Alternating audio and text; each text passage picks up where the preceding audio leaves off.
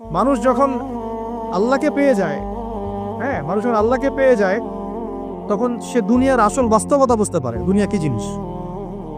আলী রাদিয়াল্লাহু আনহুর একটা বই পড়ছিলাম, ওনার যে মানে দর্শনগুলা, ওনার যে মানে চিন্তা ভাবনাগুলো, ওনার কিছু লেখা ছিল, কিন্তু এগুলো সব জায়গায় আসে নাই।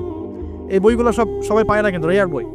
তো ওখানে দুনিয়ার এক্সাম্পল দিচ্ছেন উনি বলছেন দুনিয়া এমন জায়গা যেখানে কেউ যদি ডুব দেয়, সমুদ্রে ডুব দেওয়ার মতো জাস্ট ডুব দেয়, তাহলে তার আমল, যত নেক আমল, সব আমল কমে আসবে। এটা কিন্তু বাস্তব। দুনিয়াতে ডুব দিবেন আপনি, দেখবেন আপনার নেক আমলগুলো কমে আসতেছে। তিনি বলছেন দুনিয়া হচ্ছে সাপের মতো। কেমন?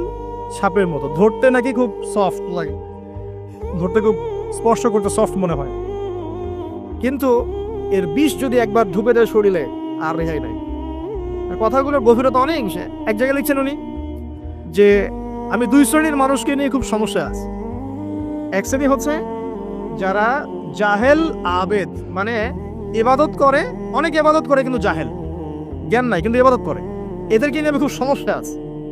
আর এক শ্রেণী হচ্ছে যারা ব্যক্তিত্বহীন আলেম, এদেরকে নিয়ে আমি সমস্যা আছে। আলেম কিন্তু কোনো ব্যক্তিত্ব নাই, এই জন্য মানুষ তার কাছে আসে না, দূরে সরে যায়। ব্যক্তিত্বহীনতার কারণে অনেক আলেম থেকে মানুষ দূরে সরে যায়, কিন্তু একজন আলেম যদি ব্যক্তিত্বশীল হয়, মানুষ তার কাছে আসে। খেয়াল করে দেখবেন। তো উনি বলছেন আমি এই দুই শ্রেণীর মানুষকে নিয়ে সমস্যা আছে, আর পড়তে শুরু করলে মনে হয় যে পড়তেই থাকে।